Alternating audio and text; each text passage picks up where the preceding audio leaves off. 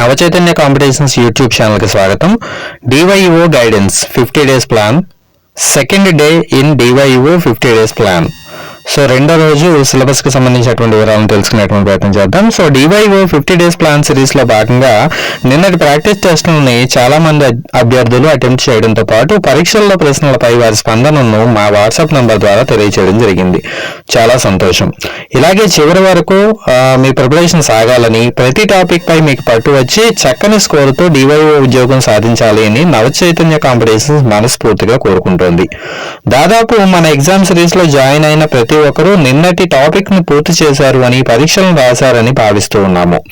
ఒకవేళ ఎవరైనా పెండింగ్ ఉంచినట్లయితే ఈ రోజు ముందుగా ఆ టాపిక్స్ ని పూర్తి చేసి ఆ తర్వాత ఈ రోజు ఇస్తున్నటువంటి 4 టాపిక్స్ కూడా శ్రద్ధగా చదివి సాయంత్రం పరీక్షలను రాయండి. ఏ రోజు సిలబస్ ను ఆ రోజు పూర్తి చేస్తే మాత్రమే మీరు సకాలంలో సిలబస్ ని పూర్తి చేయగలరని గుర్తించండి. ఒకవేళ నిన్నటి సిలబస్ ని నిన్ననే పూర్తి చేసి ఉంటే మీరు కనుక ఒకవేళ నిన్నటి సిలబస్ నిన్ననే పూర్తి చేసి ఉంటే ఒకసారి 4 చాప్టర్స్ కంప్లీటెడ్ అని ఈ వీడియో కింద కామెంట్ చేయండి. మాకు కూడా తెలుస్తుంది ఎంతమంది సీరియస్ గా చదువుతున్నారు. ఇక ప్రాక్టీస్ టెస్ట్ నెంబర్ 5, బలము ఘర్షణ. ఈ టాపిక్ ప్రస్తుత 8వ తరగతి పాఠ్య పుస్తకాల్లో బాగా కవర్ చేయబడింది కనుక అవకాశం ఉంటే ఏపీఎస్సీఆర్టీ వారి అధికారిక వెబ్సైట్ నుంచి 8వ తరగతి ఫిజికల్ సైన్సెస్ టెక్స్ట్ బుక్ ని పీడిఎఫ్ ని డౌన్లోడ్ చేసుకుని రివిజన్ చేస్తే మంచిది. ఈ చాప్టర్ లో భాగంగా అసలు బలము అంటే ఏంటి, బలంలో రకాలైనటువంటి స్పర్శ బలాలు, క్షేత్ర బలాలకు సంబంధించినటువంటి పరిచయాలతో పాటు ఉదాహరణల గురించి తెలుసుకోవాల్సి ఉంటుంది. ముఖ్యంగా కండర బలము, అయస్కాంత బలము, విద్యుత్ బలము, తన్యతా బలము, ఘర్షణ బలము, గురుత్వాకర్షణ బలాలను గురించి తెలుసుకోవాల్సి ఉంటుంది. వీటికి సంబంధించినటువంటి అనువర్తనాలను అలాగే వీటికి సంబంధించినటువంటి ఉదాహరణల గురించి తెలుసుకోవాల్సి ఉంటుంది.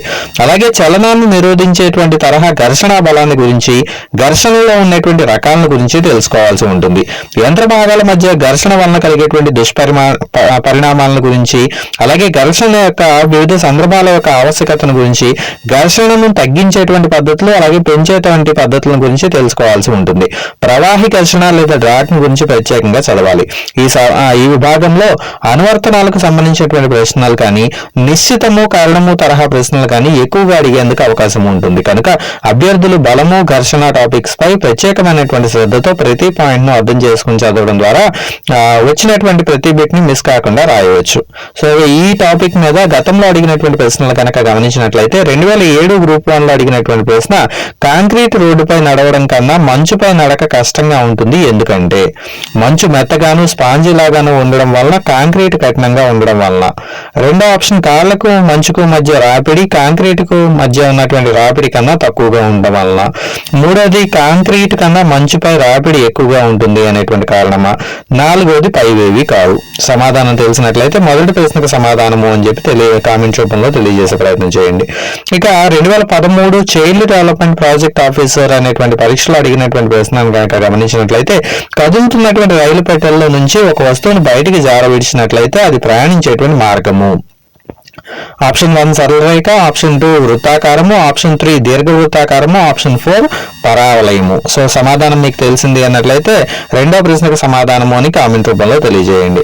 ఇక 2019 తెలంగాణ ఎస్ఐ మెయిన్స్, తెలంగాణ ఎస్ఐకి సంబంధించినటువంటి మెయిన్స్ ప్రశ్నాపత్రంలో ఈ ప్రశ్న అడగడం జరిగింది. సో రాకెట్ గమనంలో ఇమిడి ఉన్నటువంటి సూత్రము, ఒకటి శక్తి నిత్యత్వ నియమము, రెండోది న్యూటన్ గమన నియమము, మూడోది ద్రవ్యరాశి నిత్యత్వ నియమము, నాలుగోది ద్రవ్యవేగ నిత్యత్వ నియమము. సో ఈ 4 ఆప్షన్స్ లో ఏది కరెక్ట్ ఆన్సర్ అంటున్నారు వాట్సాప్ లో కామెంట్ రూపంలో తెలియజేసేటువంటి ప్రయత్నం చేయండి. అలాగే ఆర్ఆర్సీకి సంబంధించి భువనేశ్వర్ విభాగానికి సంబంధించి 2014లో అడిగినటువంటి ప్రశ్న, కంబళిని దులుపుటకు ఏ శాస్త్రము సూత్రాన్ని నిర్దేశిస్తుంది అని చెప్పి ప్రశ్న ఇవ్వడం జరిగింది. సో అందులో వచ్చేసి ఆప్షన్లు, ఒకటి గురుత్వాకర్షణ క్రియ, రెండోది అస్థిరమైనటువంటి జడత్వము, మూడోది అపకేంద్ర క్రియ, నాలుగోది న్యూటన్ యొక్క గతి నియమము.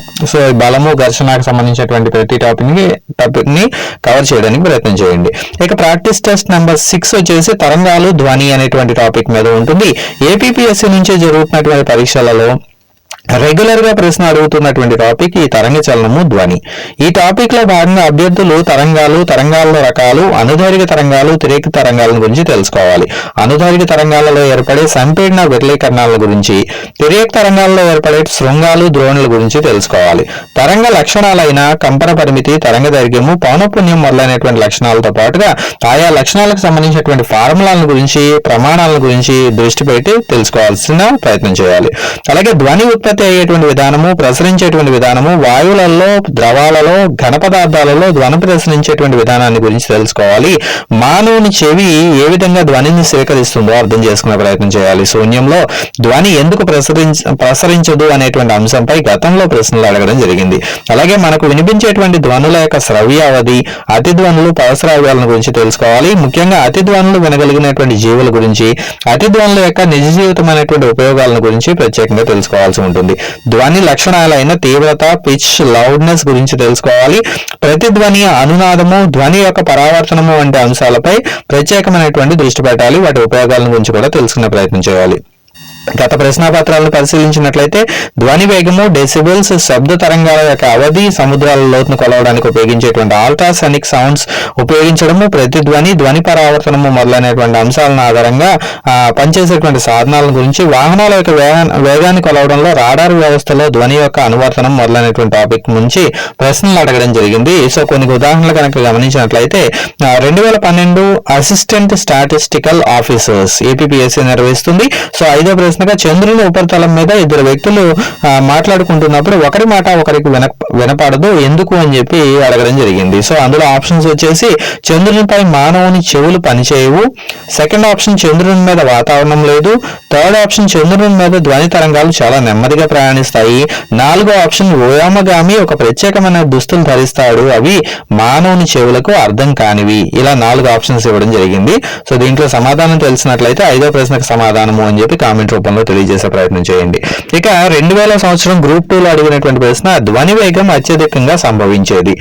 ఇక్కడ మనకి సాంద్రత కూడా ప్రభావితం చేస్తుంది అనేటువంటి అంశాన్ని ఆధారంగా చేసుకుని ప్రశ్న అడగడం జరిగింది. సో ఆప్షన్స్ లో ఫస్ట్ ఆప్షన్ 0 డిగ్రీ సెంటిగ్రేడ్ పొడిగాలిలో, రెండో ఆప్షన్ 30 డిగ్రీల సెంటిగ్రేడ్ పొడిగాలిలో, మూడో ఆప్షన్ 0 డిగ్రీల సెంటిగ్రేడ్ తడిగాలిలో, 4వ ఆప్షన్ 30 డిగ్రీల సెంటిగ్రేడ్ తడిగాలిలో.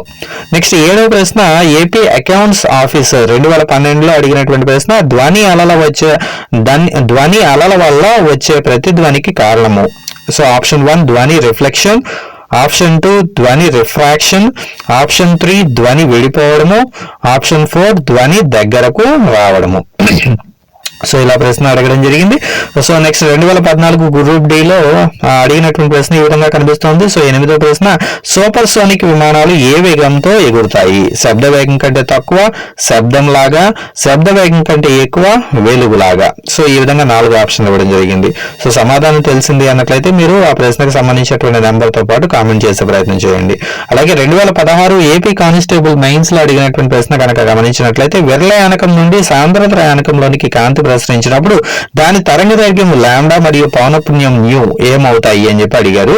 సో లాంబ్డా న్యూ రెండూ పెరుగుతాయి, లాంబ్డా పెరుగుతుంది న్యూ స్థిరంగా ఉంటుంది, లాంబ్డా తగ్గుతుంది న్యూ స్థిరంగా ఉంటుంది, లాంబ్డా న్యూ రెండూ తగ్గుతాయి అంటూ ఆప్షన్లు ఇవ్వడం జరిగింది.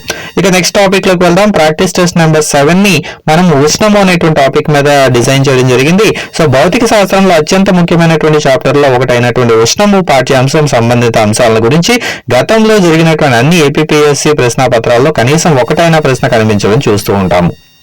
ఉష్ణశక్తి, ఉష్ణోగ్రతలను గురించినటువంటి నిర్వచనాలు, ప్రమాణాలు, ఉష్ణోగ్రతకు సంబంధించినటువంటి ప్రమాణాలు, ఉష్ణోగ్రతను కొలిచేటువంటి స్కేళ్లు, థర్మామీటర్లు, వివిధ రకాలైనటువంటి థర్మామీటర్లు, వాటి యొక్క ఉపయోగాలు, క్లినికల్ థర్మామీటర్ యొక్క రీడింగులు, నీటి యొక్క సాంద్రతకు ఉష్ణోగ్రతకు మధ్య ఉన్నటువంటి సంబంధము, గది ఉష్ణోగ్రత వద్ద ద్రవ స్థితిలో ఉండేటువంటి లోహాలు, మూలకాలు, ఉష్ణ ప్రసారము, వహనము, సంవహనము, వికిరణముల మధ్య ఉండేటువంటి భేదాలు, ప్రధాన అంశాలు, రిఫ్రిజిరేటర్ పనిచేసేటువంటి విధానము, మట్టి కుండలో నీళ్లు చల్లగా ఉండడానికి కారణము విశిష్టోష్ణము, కెలోరీమీటర్, ఉష్ణోగ్రత పెంచినప్పుడు ఘన ద్రవ వాయు పదార్థాలలో వ్యాకోచము, మనం వేసుకునేటువంటి దుస్తులకు ఉష్ణ ప్రసారానికి గల సంబంధము, నీటి అసంగత వ్యాకోచము, పవనాలు ఏర్పడము, సముద్రాలు ఉష్ణశక్తిని శోషించుకోవడము, ప్రెషర్ కుక్కర్, ఉష్ణోగ్రతపై పీడనం యొక్క ప్రభావం మొదలైనటువంటి టాపిక్స్ పై ప్రత్యేకమైనటువంటి శ్రద్ధతో ఈ చాప్టర్ ని పూర్తి చేయాల్సి ఉంటుంది. సో ఇందులో అడిగినటువంటి ప్రశ్నలు కనుక గమనించినట్లయితే 2005 గ్రూప్ 2లో ఒక నిర్దిష్ట పరిమాణం గల నీటిని 0 డిగ్రీల సెల్సియస్ నుండి 100 డిగ్రీల సెల్సియస్ వరకు వేడి చేస్తే 10 డిగ్రీల సెల్సియస్ వరకు వేడి చేస్తే దాని పరిమాణము క్రమంగా పెరుగుతుంది, క్రమంగా తగ్గుతుంది, పెరిగి తగ్గుతుంది, తిరిగి తరిగి తర్వాత పెరుగుతుంది. ఈ విధంగా ఆప్షన్స్ ఇవ్వడం జరిగింది. నెక్స్ట్ 2008 టెక్నికల్ అసిస్టెంట్ లో సముద్ర మట్టము వద్ద నీరు మరిగే స్థాయి 100 డిగ్రీలు, 98.5 డిగ్రీలు, 212 డిగ్రీలు, 32 డిగ్రీలు అనే ఆప్షన్ ఇవ్వడం జరిగింది. అలాగే 2008 SIA ఎగ్జామ్ పేపర్ లో వంట చేయనప్పుడు క్రింది పేర్కొన్నటువంటి వాటిలో ధరించదగినటువంటి దుస్తులు ఏ రకమైనటువంటి దుస్తులు సురక్షితమైనవి అని అడుగుతూ ఉన్నారు. సో టెర్లిన్, నైలాన్, సిల్క్, ప్రత్తి. అలాగే 2017 రీసెంట్ గా 2017 ఏపీపీఎస్సీ హైడ్రాలజిస్ట్ సంబంధించినటువంటి ఎగ్జామ్ ఏపీపీఎస్సీ నిర్వహించింది. సో దీంట్లో మామూలు గిన్నెలో వండుట కన్నా ప్రెషర్ కుక్కర్ లో అన్నం వండితే సుమారు ఎంత శాతం వంట గ్యాస్ ఆదా అవుతుంది అని చెప్పి ప్రశ్న అడగడం జరిగింది. So option 1 20%, option 2 50%, option 3 40%, option 4 30%. సమాధానం మీకు తెలిసింది అన్నట్లయితే 13వ ప్రశ్నకు సమాధానము అని చెప్పి కామెంట్ రూపంలో తెలియజేయండి. ఊలు దుస్తులు శరీరాన్ని వెచ్చగా ఉంచుతాయి ఎందుకంటే అంటూ 2012 RRC సికింద్రాబాద్ ఎగ్జామ్ లో అడగడం జరిగింది. సో ఊలు శరీరం ఉష్ణోగ్రతను పెంచుతుంది. ఊలు ఉష్ణానికి సంబంధించి అంత మంచి ఉష్ణవాహకం కాదు, శరీరం నుండి వేడిని బయటికి వెళ్ళనీయదు అని రెండో ఆప్షన్. మూడో ఆప్షన్ వచ్చేసి ఊలు బయట వస్తువుల నుంచి రేడియంట్ హీట్ ని గ్రహిస్తుంది అని. నాలుగోది ఊలు బయట వస్తువుల నుంచి వేడిని తిరస్కరిస్తుంది అని ఇవ్వడం జరిగింది. సమాధానం తెలిసినట్లయితే 14వ ప్రశ్నకు సమాధానం అని కామెంట్ రూపంలో తెలియజేయండి. ఇక 2017లో జరిగినటువంటి ఏపీపీఎస్సీ ఎగ్జామ్ లో ఈ ప్రశ్న అడగడం జరిగింది. సో ఇది 15వ ప్రశ్నగా ఇక్కడ స్క్రీన్ మీద కనిపిస్తోంది. చల్లని నీరు నింపినటువంటి గాజు గ్లాసు బయటి భాగము తడిగా ఎందుకు అవుతుంది అని అడిగాడు. వాతావరణంలో నీటి ఆవిరి ద్రవించడం వలన, గ్లాస్ నిండా నీరు విక్షేపణ చెందడం వలన, గ్లాసు గోడలపై నీరు వ్యాపించడం మూలంగా, గ్లాస్ బయట తడిగా ఉండడం మూలంగా. ఇలా ఆప్షన్లు ఇవ్వడం జరిగింది. సో దీంట్లో సరైన సమాధానం ఏంటి అనేది మీకు తెలిసినట్లయితే 15వ ప్రశ్నకు సమాధానము అని చెప్పి కామెంట్ రూపంలో తెలియజేయండి. ఇక ప్రాక్టీస్ టెస్ట్ నెంబర్ 8 విషయానికి వచ్చినట్లయితే 8 అంటే ఈ రోజు 4వ పరీక్ష కాంతి టాపిక్ మీద ఈ పరీక్ష ఇవ్వడం జరుగుతుంది. ఫిజిక్స్ లో అత్యంత ముఖ్యమైనటువంటి అత్యంత కఠినమైనటువంటి టాపిక్ ఈ కాంతి. కాంతి శక్తి ఉత్పత్తి, కాంతి వనరుల నుంచి ప్రారంభించి కాంతి ప్రసారము, కాంతి ప్రసార ధర్మాలైనటువంటి పరావర్తనము, వక్రీభవనాల గురించి పూర్తిగా తెలిసినటువంటి ప్రయత్నం చేయాలి. వివర్తనము, ధ్రువణము అనేటువంటి ధర్మాలను గురించి పరిచయం చేసుకోవాలి. సమతల కుంభాకార, పుటాకార దర్పణాల వలన ఏర్పడేటువంటి ప్రతిబింబాల యొక్క లక్షణాలు, కుంభాకార, పుటాకార కటకాలను గురించి, గోళాకార దర్పణాల యొక్క ఉపయోగాలను గురించి, దృష్టి దోషాలైనటువంటి హ్రస్వ దృష్టి, దీర్ఘ దృష్టి మొదలైనటువంటి వాటి గురించి, అలాగే చత్వారాన్ని గురించి, వీటిని సవరించుకునేటువంటి విధానాల గురించి, కాంతి యొక్క విక్షేపణ స్వభావము, కాంతి యొక్క పరిక్షేపణ స్వభావము, ఇంద్రధనుసు ఏర్పడము, సందిగ్ధ కోణము, సంపూర్ణాంతర పరావర్తనం యొక్క అనువర్తనాలు మొదలైనటువంటి విషయాల గురించి తెలుసుకోవాలి. లేజర్ ఆకాశం నీలి రంగులో ఉండడానికి కారణము, సూర్యోదయం సూర్యాస్తమయ సమయాలలో సూర్యుని యొక్క రంగుకి కారణము, డేంజర్ సిగ్నల్స్ అన్ని ఎరుపు రంగులోనికి ఉండడానికి కారణము, అలాగే వివిధ రంగుల్ని మిక్స్ చేయడం ద్వారా కొత్తగా ఏ రంగులు ఏర్పడతాయి అనేటువంటి విషయం మీదన, ఎండమావులు ఏర్పడము, ఆప్టికల్ ఫైబర్స్ వజ్రం మెరుస్తూ ఉండడం మొదలైనటువంటి విషయాల గురించి తెలుసుకోవాల్సి ఉంటుంది. ఈ చాప్టర్ చాలా పెద్దది కనుక కొంచెం ఎక్కువ సమయాన్ని కేటాయించి అన్ని టాపిక్స్ ని కవర్ చేసేటువంటి ప్రయత్నం చేయండి. సో దీంట్లో గతంలో అడిగినటువంటి ప్రశ్నలు ఒకసారి సూక్ష్మంగా గమనించినట్లయితే 2008లో గాలి నుండి గాజుకు కాంతి తరంగాలు ప్రసరించినప్పుడు ప్రభావితమయ్యే చలరాశులు ఏమిటి అని అడిగారు. సో ఫస్ట్ ఆప్షన్ వేగము మరియు పౌనఃపున్యము, సెకండ్ ఆప్షన్ తరంగదైర్ఘ్యము, పౌనఃపున్యము మరియు వేగము, థర్డ్ ఆప్షన్ తరంగదైర్ఘ్యము మరియు వేగము, ఫోర్త్ ఆప్షన్ తరంగదైర్ఘ్యము మరియు పౌనఃపున్యం. సమాధానం తెలిసింది అన్నట్లయితే 16వ ప్రశ్నకు సమాధానము అని చెప్పి కామెంట్ రూపంలో తెలియజేయండి. ఇక 17వ ప్రశ్న పుటాకార దర్పణాలను సేవింగ్ దర్పణాలుగా ఉపయోగించడానికి కారణము. సో ఇది JL 2003లో అడగడం జరిగింది. సో ఫస్ట్ క్వశ్చన్ వచ్చేసి ఎల్లప్పుడూ వాస్తవ ప్రతిబింబాలను అందిస్తాయి కనుక, రెండోది వచ్చేసి ప్రతిబింబాలను వక్రీకరించవు కనుక, మూడోది వచ్చేసి ఎప్పుడు విలోవింత ప్రతిబింబాలను ఉత్పత్తి చేయవు కనుక, నాలుగోది ఆవర్తిత ప్రతిబింబాలను ఉత్పత్తి చేస్తాయి కనుక. సో సమాధానం తెలిసినట్లయితే 17వ ప్రశ్నకు సమాధానం అంటూ కామెంట్ చేయండి. ఇక 18వ ప్రశ్న ఏపీపీఎస్సీ జరిగినటువంటి 2011లో జరిగినటువంటి DAO exam. So DAO exam లో లేజర్ అనగా ఎక్స్పాన్షన్ ఇవ్వడం జరిగింది. So so light amplification by stimulated emotion of radiation అనేది ఫస్ట్ ఆప్షన్ కింద, light amplification by stimulated emission of radiation అంటూ రెండో ఆప్షన్ కింద, light amplification of sound energy in radiation అని థర్డ్ ఆప్షన్ కింద, light air and sound energy in x-rays అంటూ fourth option కింద ఇవ్వడం జరిగింది. ఒకవేళ ఇది తేలిక సమాధానం కనుక మీకు ఒకవేళ తెలిసింది చిన్నప్పుడు చదువుకున్నది గుర్తుంది అంటే 18వ ప్రశ్నకు సమాధానంగా కామెంట్ రూపంలో తెలియజేసేటువంటి ప్రయత్నం చేయండి. ఇక 19వ ప్రశ్నగా 2016 ఏపీఎస్ఐలో అడిగినటువంటి ప్రశ్న, ఒక నక్షత్రం నుండి వెలువడేటువంటి కాంతి నీలి విస్థాపనము దీనిని సూచిస్తుంది. సో 1 భూమి నుంచి ఆ నక్షత్రం దూరంగా పోవడము, 2 ఆ నక్షత్రం విరామ స్థితిలో ఉండడము, 3 ఆ నక్షత్రం భూమి వైపుగా రావడము, 4 ఆ నక్షత్రం యొక్క ఉష్ణోగ్రత తగ్గడము. అలాగే 20వ ప్రశ్నగా 2017 గ్రూప్ 3లో ఏపీఎస్సి నిర్వహించినటువంటి గ్రూప్ 3 ఎగ్జామ్ లో ఇచ్చినటువంటి ప్రశ్నను ప్రస్తావించడం జరుగుతుంది. సో క్రింది వానలో ఏ రంగుకు అత్యధిక తరంగ దైర్ఘ్యం ఉంటుంది? సో ఆప్షన్ 1 నారింజ, ఆప్షన్ 2 ఊదా, ఆప్షన్ 3 ఇండిగో, ఆప్షన్ 4 పసుపచ్చ. సో ఇక్కడ గమనించినట్లయితే రెండో రోజు జనరల్ సైన్స్ లో విభాగం అనేటువంటి ఫిజిక్స్ నుంచి టాపిక్ ని కవర్ చేయడం జరిగింది. సో రేపు కూడా ఫిజిక్స్ లోనే మిగిలినటువంటి చాప్టర్లను పూర్తి చేసుకోగలిగితే సైన్స్ విభాగంలో ఫిజిక్స్ ని పూర్తి చేసిన వాళ్ళం అవుతాము.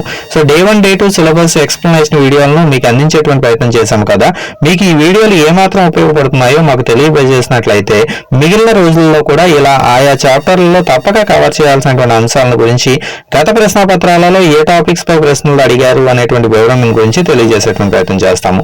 సో నవచైతన్య కాంపిటీషన్స్ అందిస్తున్న ఆన్లైన్ పరీక్షల గురించినటువంటి వివరాల కోసం నేరుగా 9640717460 నెంబర్కి సాయంత్రం సమయంలో కాల్ చేయవచ్చు. వీడియోని చివరి వరకు చూశారు కనుక మా ఈ ప్రయత్నం మీకు నచ్చింది అని ఆశిస్తూ ఉన్నాము. సో వీడియోని ముగించే ముందు ఒకసారి ఈ వీడియోకు లైక్ చేయడం ద్వారా మీకు వీడియో నచ్చింది అని చెప్పి మాకు తెలియజేయండి. మరిన్ని వీడియోలను ఈ తరహాలో తయారు చేయడానికి అది మాకు చక్కటి మోటివేషన్ గా ఉపయోగపడుతూ ఉంది. అలాగే ఈ వీడియోలో ఇంకా ఏదైనా మార్పులు చేస్తే బాగుంటుంది అనేటువంటి సలహాలు సూచనలు ఏమైనా ఉన్నట్లయితే కామెంట్ రూపంలో తెలియజేయండి. Thank you.